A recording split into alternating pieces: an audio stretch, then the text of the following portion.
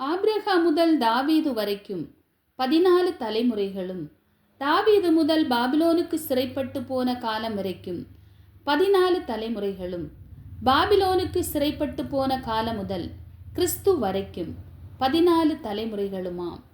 இயேசு கிறிஸ்துவனுடைய ஜனனத்தின் விவரமாவது, அவருடைய தாயாகிய மரியாள் யோசேப்புக்கு நியமிக்கப்பட்டிருக்கையில் அவர்கள் கூடி வரும் முன்னே அவள் பரிசுத்த ஆவியினாலே கர்ப்பவதியானாள் என்று காணப்பட்டது.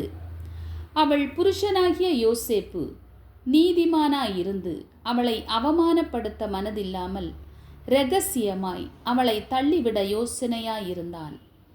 அவன் இப்படி சிந்தித்து கொண்டிருக்கையில் கர்த்தருடைய தூதன் சொப்பனத்தில் அவனுக்கு காணப்பட்டு, தாவீதின் குமாரனாகிய யோசேப்பே, உன் மனைவியாகிய மரியாளை சேர்த்து கொள்ள ஐயப்படாதே.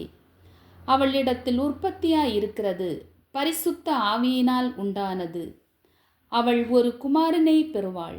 அவருக்கு இயேசு என்று பெயரிடுவாயாக. ஏனெனில் அவர் தமது ஜனங்களின் பாவங்களை நீக்கி அவர்களை இரட்சிப்பார் என்றான். மத்தேயு 1 அதிகாரம் 17 முதல் 21 வரையிலான வசனங்கள். பைபிள்.